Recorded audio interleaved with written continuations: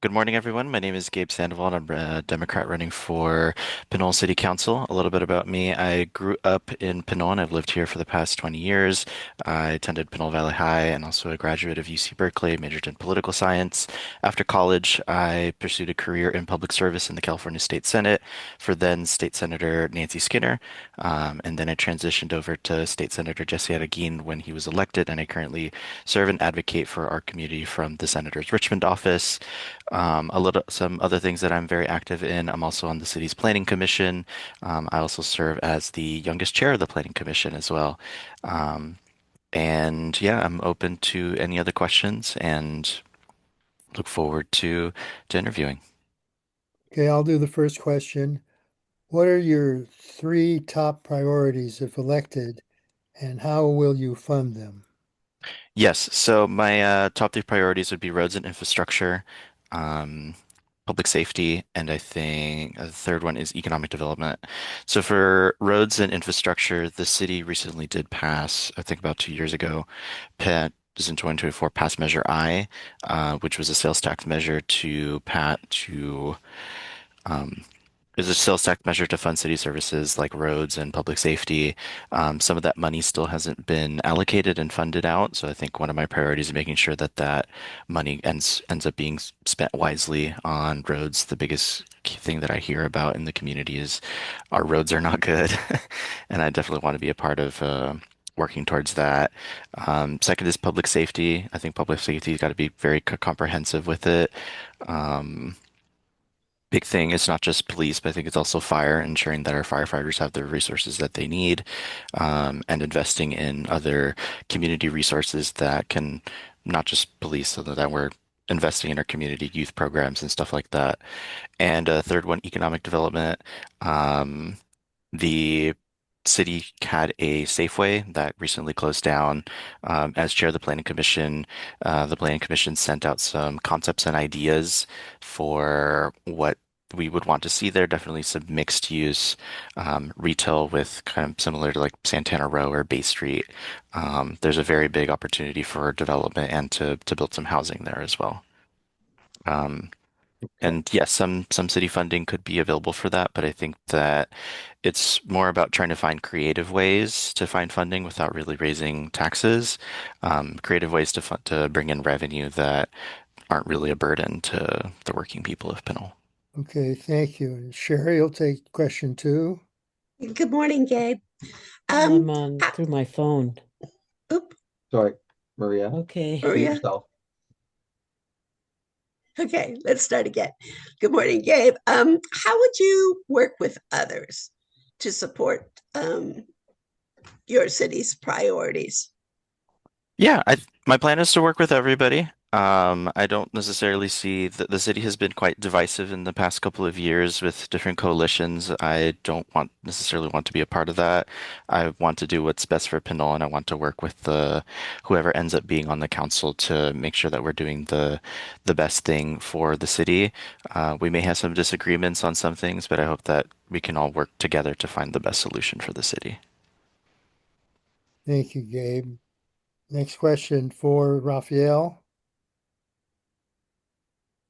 Okay, hope you're doing well. So, my question is, systemic racism has been prominent in the news. Do you feel that there is systemic racism present in your city? And if so, how would you address it as a member of the city leadership? Yeah. As we all kind of know, racism is everywhere. It's embedded into almost every single aspect of our lives, unfortunately. In Pinole, sometimes it can be quite hidden, actually. Some people that will lurk in the dark, and only commit something or do something say something when, it's convenient or they want to push a particular message. I think that, racism of oppression, racism of any kind should not be tolerated, and it should be called out. And I'd be proud to call out any sort of racism, bigotry, hate that should not be allowed. And unfortunately, that's a part of our system and our politics. But it's just ensuring that it's called out and acted on appropriately, whether it's like if it's an actual threat of violence that is reported on, and if it's just hateful speech that's also called out as well. Okay, I'll do the next one. Does your city have a plan to address the needs of the homeless? Do you know the current homeless rate in Pinole? What are the plans to I address don't. the situation? Mhm. Yeah, unfortunately, I don't have the specific numbers for the city, but it is a problem like in every other city. Even if it's sometimes more hidden in some places, but it's still an issue here statewide. I think part of the solution to that is, building more housing and housing that's specifically affordable.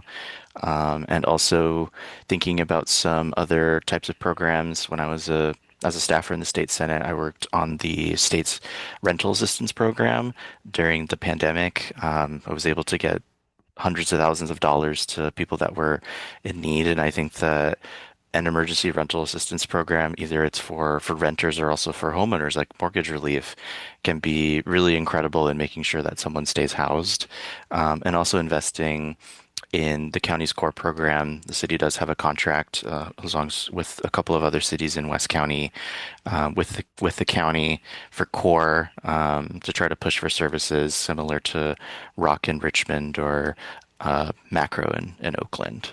And trying to like connect people with services and try to get as many people as housed as we can. Okay, and Nadine reminded me that I skipped over her question as I blanked out on my screen. So Nadine, take number 3, please.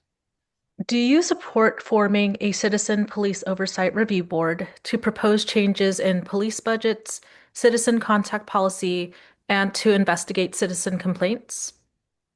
Yeah, yes, I would be supportive of that. I think transparency, especially when it comes to police, is very, very important. Making sure that, bad apples are enforced and removed, and that we have a real mechanism to enforce that.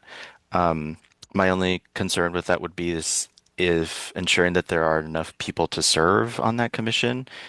Sometimes some other city commissions don't, or kind of have a lot of vacant seats, or um, yeah, they'll have a lot of vacant seats, and trying to make sure that we have enough people on that board would be important. But yeah, of course, yes, I would support a independent oversight of the police department. Okay, and Sherry, next Um, one. do you support or oppose rent stabilization and renter protections, such as just cause? Why or why not? Yes, I do support that. Um, I've actually considered, if elected, introducing a just cause eviction policy for the city of Pinole. I know that believe about 85% are actually homeowners. But it's part of like rent landlords should be acting in good faith, and sometimes they don't. And sometimes as a renter, that could be that's not good. And I would definitely be supportive of policies that um, would protect renters, and those are working families in our city that need to be watched out for. And the next one will go to Raphael. Do you support the yellow brick road? If so, how would you fill the remaining budget gap for the next fiscal year? Yes, the infamous yellow brick road. Yes, I am supportive of trying to stabilize the city's finances. The city does have a bit of a spending problem, and trying to rein that in, and make some cuts and tighten the belt where possible. I also think that the city should consider some other avenues to bring in revenue that aren't necessarily sales taxes or bonds.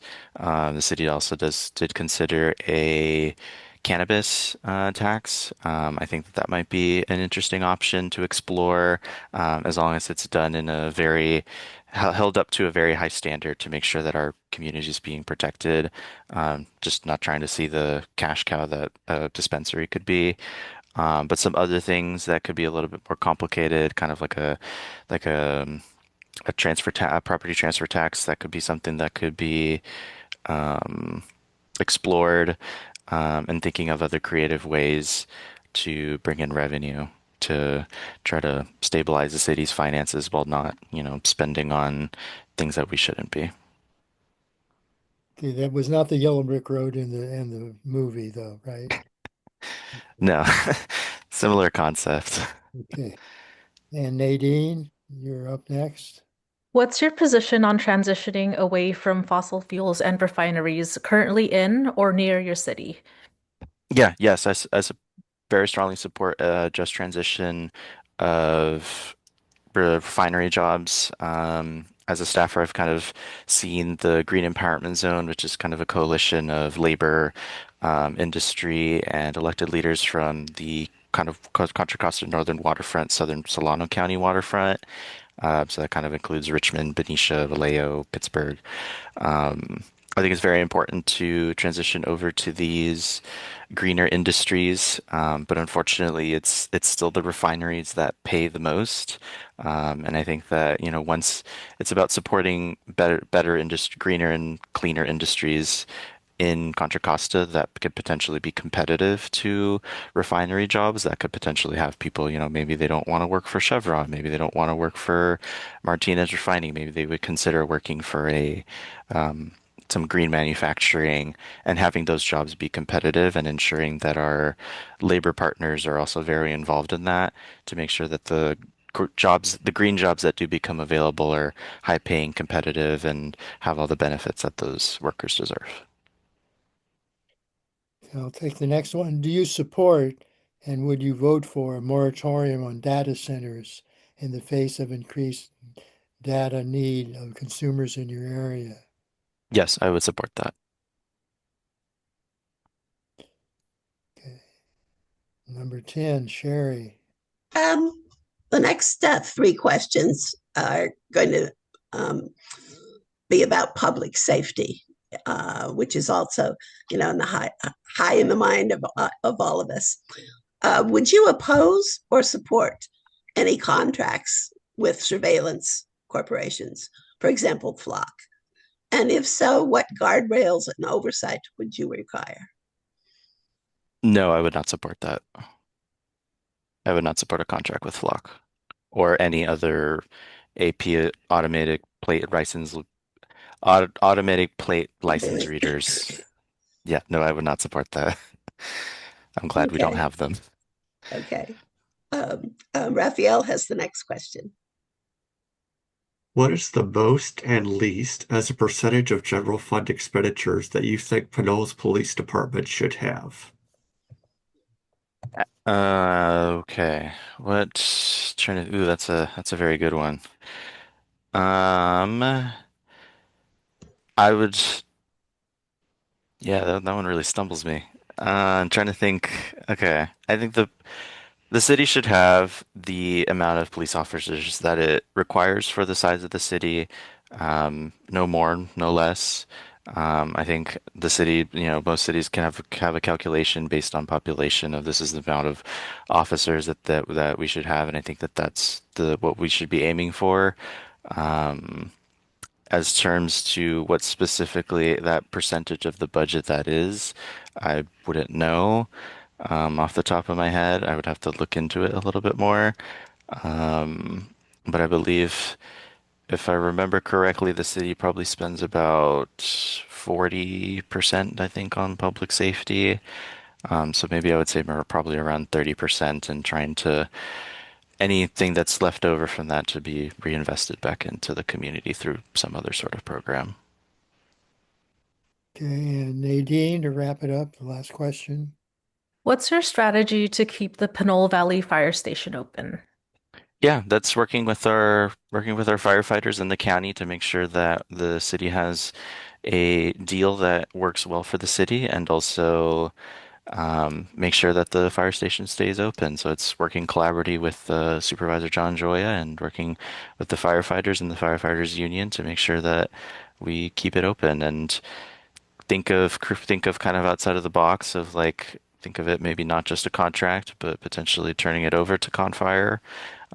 Thinking of what kind of avenues and different strategies we could take to and make sure that it stays open. Music, almost like at the Academy Awards. Now, this is a joint interview of the Democratic. Oh, wait, we still has a closing statement. Oh, you're right. Thank you. We always have to help each other. You have a minute and a half to woo us.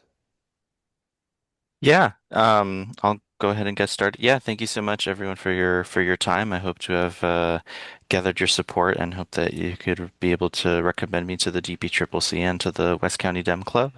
I believe that my experience in government and homegrown roots would make me an excellent candidate for this position. Um, some endorsements that I can brag about a little bit. I have been endorsed by the Labor Council and the building trades. Senator Adeguin did endorse me as well as Supervisor John Joya. I'm hoping to be able to also, if anybody is considering donating to a campaign, I would very much appreciate it. It is very tough out here right now, so any sort of help or support that anyone could consider, I would be very much appreciated. Please feel free to look out for more info at www.gayforpinole.com or gayforpinole on Instagram. Feel free to reach out to me directly if anybody has any questions or concerns, or if you just want to talk about anything really, anything Pinole, anything regional, or anything. So thank you so much for your time and thank you for your consideration.